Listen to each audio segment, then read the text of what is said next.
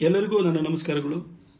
ಉತ್ತರ ಪ್ರದೇಶದ ಮುಖ್ಯಮಂತ್ರಿ ಯೋಗಿ ಆದಿತ್ಯನಾಥ್ ಅವರ ಬಗ್ಗೆ ಫೇಸ್ಬುಕ್ನಲ್ಲಿ ಅತ್ಯಂತ ಅವಹೇಳನಕಾರಿಯಾದಂತಹ ಪೋಸ್ಟಿಂಗ್ ಅನ್ನು ಪ್ರಭಾ ಬೆಳವಂಗಲ ಎಂಬ ಸಾಮಾಜಿಕ ಕಾರ್ಯಕರ್ತೆ ಮಾಡಿದ್ದನ್ನು ನೀವೆಲ್ಲರೂ ಕೂಡ ಗಮನಿಸಿರ್ತೀರಿ.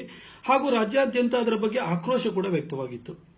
ಅದರ ಬೆನ್ನಲ್ಲೇ ರಾಜ್ಯದ 100ಕ್ಕೂ ಹೆಚ್ಚು ಸ್ಟೇಷನ್ಗಳಲ್ಲಿ ನಾವು ಪ್ರಕರಣವನ್ನು ಕೂಡ ದಾಖಲಿಸಿತು. ಮಾರ್ಚ್ 22ನೇ ತಾರೀಕು ಬೆಂಗಳೂರಿನ ಕಮಿಷನರ್ ಆದಂತಹ ಪ್ರವೀಣ್ ಸೂದ್ ಅವರಿಗೆ ಕರೆ ಮಾಡಿ ನಮಗೊಂದು ಅಪಾಯಿಂಟ್ಮೆಂಟ್ ಅನ್ನು ಕೊಡಿ, ನಿಮ್ಮ ಮುಂದೆ ಮನವಿಯನ್ನು ಸಲ್ಲಿಸಬೇಕು ಅಂತ ಕೇಳಿದಾಗ ಈ ಪ್ರಕರಣ ನನ್ನ ಗಮನಕ್ಕೂ ಬಂದಿದೆ.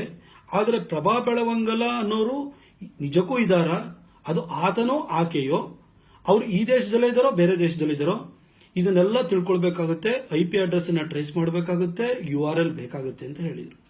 ಸರ್, ನಾವು ಬಂದು ನಿಮಗೆ ಇದನ್ನು ಅಷ್ಟನ್ನು ಮನವರಿಕೆ ಮಾಡಿಕೊಡ್ತೀವಿ ಅಂತ ಹೇಳಿದ್ರು. ಅದೇ ದಿನ ಹೋಗಿ ಸಂಜೆ ಅವರನ್ನ ನಾನು ಜಯನಗರದ MLA ಆದಂತಹ BN ವಿಜಯಕುಮಾರ್ ಅವರು, ಬಿಜೆಪಿಯ ಕೋಶಾಧ್ಯಕ್ಷರಾದಂತಹ ಸುಬ್ಬಣ್ಣ ಅವರು ಹಾಗೂ ಯುವ ಮೋರ್ಚಾದ ತಂಡ ಹೋಗಿ ಭೇಟಿಯಾಗಿ ಪ್ರಭಾ ಬೆಳವಂಗಲ ಅನ್ನೋ ಮಹಿಳೆ ಇದ್ದಾರೆ, ಅವ್ರದ್ದೊಂದು ಸಂಘಟನೆ ಇದೆ, ಆ ಸಂಘಟನೆಗೆ ಅವರು ರಾಜ್ಯ ಕಾರ್ಯದರ್ಶಿ ಆಗಿದ್ದಾರೆ, ನಾಗಸಂದ್ರದಲ್ಲಿ ಅವರ ಆಫೀಸ್ ಇದೆ, ಇದು ಅವರ ಲ್ಯಾಂಡ್ಲೈನ್ ನಂಬರು, ಅವರ 2 ಮೊಬೈಲ್ ನಂಬರ್ಗಳು ಇಲ್ಲಿದೆ, ಇದನ್ನು ತಿಳ್ಕೊಂಡ್ರೆ ನಿಮಗೆ ಸತ್ಯ ಗೊತ್ತಾಗುತ್ತೆ. ಜೊತೆಗೆ ಫೋಟೋಗ್ರಾಫ್ಸ್ ಅನ್ನು ತೋರಿಸಿ ಇವರು ಮುಖ್ಯಮಂತ್ರಿ ಸಿದ್ದರಾಮಯ್ಯನವ್ರ ಜೊತೆನೂ ಕೂಡ ಕಾಣಿಸ್ಕೊಂಡಿದ್ದಾರೆ ಅಂತ ಹೇಳಿ ಎಲ್ಲದನ್ನು ತೋರಿಸ್ತು.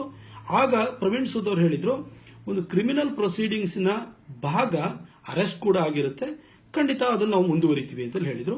ನಾವು ವಿಶ್ವಾಸ ಇಟ್ಟು ಹೊರಗಡೆ ಬಂದು. ಆದರೆ ಮರುದಿನ ನನಗೆ ಪತ್ರಿಕೆ ನೋಡಿದಾಗ ಆಶ್ಚರ್ಯ ಆಗಿದ್ದೇನಂತಂದ್ರೆ, ನಾವು ಹೋಗಿ ಪ್ರಕರಣವನ್ನು ದಾಖಲಿಸಿ ಬಂದ ಬೆನ್ನಲ್ಲೇ ಪ್ರಭಾ ಬೆಳವಂಗಲ ಕೂಡ ಕಮಿಷನರ್ನ ಭೇಟಿಯಾಗಿ ಮನವಿಯನ್ನು ಸಲ್ಲಿಸಿದ್ದಾರೆ. ಇಷ್ಟಾಗಿಯೂ ಕೂಡ ಏನು ಗಂಭೀರವಾಗಿ ಪ್ರಕರಣವನ್ನು ತೆಗೆದುಕೊಳ್ತಾರೆ ಅಂತ ಹೇಳಿ ನಾವು ಕೂಡ ಸುಮ್ಮನೆ ಇತ್ತು. ಆದರೆ ಪ್ರಕರಣ ದಾಖಲಿಸಿ ಇದುವರೆಗೂ 10 ದಿನಗಳಾಯಿತು.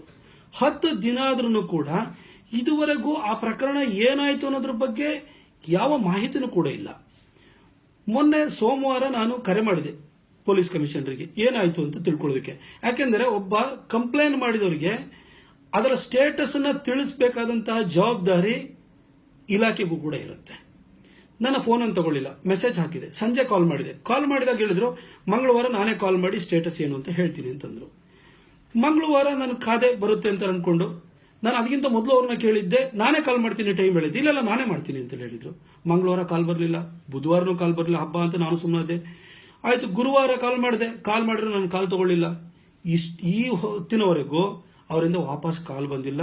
ಪ್ರಕರಣ ಏನಾಗಿದೆ ಅಂತಲೂ ಕೂಡ ನಮಗೆ ಗೊತ್ತಿಲ್ಲ.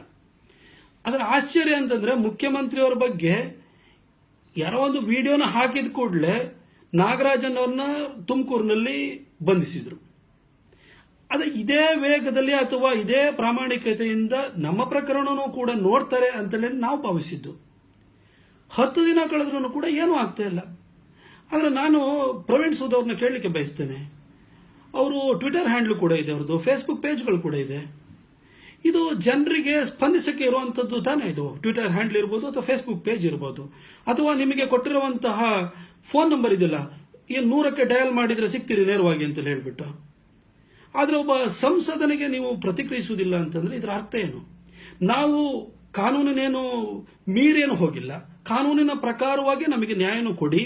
ನಮ್ಮ ಮುಖ್ಯಮಂತ್ರಿಗೆ ಅದರಿಂದ ಅನ್ಯಾಯವಾಗಿದೆ, ಅವರ ಚಾರಿತ್ರ್ಯ ವಧೆಯನ್ನು ಮಾಡುವಂತಹ ಒಂದು ಪ್ರಯತ್ನ ನಡೆದಿದೆ. ಅವ್ರು ಹೇಳಿ ಬ್ರಹ್ಮಚಾರಿ, ಅಲ್ಲಿ ಹಾಕಿರುವಂತಹ ಪೋಸ್ಟಿಂಗು ಅವ್ರ ಬ್ರಹ್ಮಚರ್ಯವನ್ನು ಪ್ರಶ್ನೆ ಮಾಡುವಾಗಿದೆ, ಅವರ ಚಾರಿತ್ರ್ಯಕ್ಕೂ ಕೂಡ ವಧೆಯನ್ನು ಮಾಡ್ತಾ ಇದ್ದಾರೆ. ಹಾಗಾಗಿ ಇದಕ್ಕೆ ನ್ಯಾಯನ ಕೊಡಿ ಅಂತ ನಾವು ಕೇಳಿದ್ದು. ಇದರಲ್ಲಿ ಏನು ತಪ್ಪಿದೆ ಹೇಳಿ? ಈಗ ನೀವು ಫೋನ್ ಮಾಡಿದ್ರು ಕೂಡ ನೀವು ತಗೊಳ್ಳಲ್ಲ ಅಂತಂದ್ರೆ ನಿಮ್ಮ 100 ನಂಬರ್ ಅಥವಾ ಅಸ್ತಿತ್ವದಲ್ಲಿ ಇಲ್ಲ ಅಂತ ಭಾವಿಸಬೇಕಾ, ಅಥವಾ ಅಸ್ವಸ್ಥವಾಗಿದೆ ಅಂತ ಹೇಳ್ಬಿಟ್ಟು 108ಗೆ ಫೋನ್ ಮಾಡಬೇಕಾ? ದಯವಿಟ್ಟು ಪ್ರವೀಣ್ ಸೂದ್ ಅವರೇ ನೀವು ಆನ್ಸರ್ ಮಾಡಿ. ನನ್ನಂತ ಒಬ್ಬ ಸಂಸದನ ಸ್ಥಿತಿಯೇ ಹೀಗಾದ್ರೆ ಸಾಮಾನ್ಯ ಜನರು ನಿಮ್ಮ ಹತ್ರ ಯಾವ ನ್ಯಾಯವನ್ನು ಕೇಳಲಿಕ್ಕೆ ಸಾಧ್ಯವಾಗುತ್ತೆ? ಇಲಾಖೆ ಬಗ್ಗೆ ಜನ ಏನು ಅನ್ಕೊಳ್ತಾರೆ? ನಾನು ನಿಮ್ಮನ್ನು ಮತ್ತೊಮ್ಮೆ ನಿಮ್ಮ ಇಲಾಖೆ ಬಗ್ಗೆ ಸಂಪೂರ್ಣವಾದ ಗೌರವವನ್ನು ಇಟ್ಕೊಂಡು, ಭರವಸೆಯನ್ನು ಇಟ್ಕೊಂಡು ನಾನು ನಿಮ್ಮನ್ನು ಕೇಳ್ತೀನಿ. ಜೊತೆಗೆ ಒಬ್ಬ ಪ್ರಕರಣವನ್ನು ದಾಖಲಿಸಿದಂಥ ವ್ಯಕ್ತಿಯಾಗೂ ಕೂಡ ಕೇಳ್ತೀನಿ. ನನಗೆ ಆ ಕಂಪ್ಲೇಂಟಿನ ಸ್ಟೇಟಸ್ ಏನು ಅಂತ ತಿಳ್ಕೊಳ್ಳುವಂಥ ಕಾನೂನುಬದ್ಧ ಹಕ್ಕಿದೆ. ದಯವಿಟ್ಟು ವಾಪಸ್ ಕರೆ ಮಾಡುವ ಸೌಜನ್ಯ ತೋರಿ ಅದೇನು ಅಂತ ತಿಳಿಸಿ, ಕ್ರಮವನ್ನು ಕೈಗೊಳ್ತಿರೋ ಇಲ್ವೋ ಅದನ್ನು ತಿಳಿಸಿ. ಇಲ್ಲವಾದರೆ ನಾವು ಹೈಕೋರ್ಟನ್ನು ಅಪ್ರೋಚ್ ಮಾಡಿ ಅದರ ಮುಖಾಂತರ ನಿಮಗೆ ಏನಾಗಿದೆ ಅಂತ ನಿಮ್ಮ ವಾಯಿಂದ ತಿಳ್ಕೊಳ್ಳುವಂಥ ಪ್ರಯತ್ನ ಕೂಡ ನಾವು ಮಾಡಬೇಕಾಗುತ್ತೆ. ಆದರೂ ನೀವು ಈ ವಿಡಿಯೋನ ನೋಡಿದ ನಂತರ ಆದರೂ ಕೂಡ ಕರೆ ಮಾಡ್ತೀನಿ ಅನ್ನೋ ವಿಶ್ವಾಸದಿಂದ ನಾನು ಸುಮ್ಮನಾಗ್ತೀನಿ. Thank you.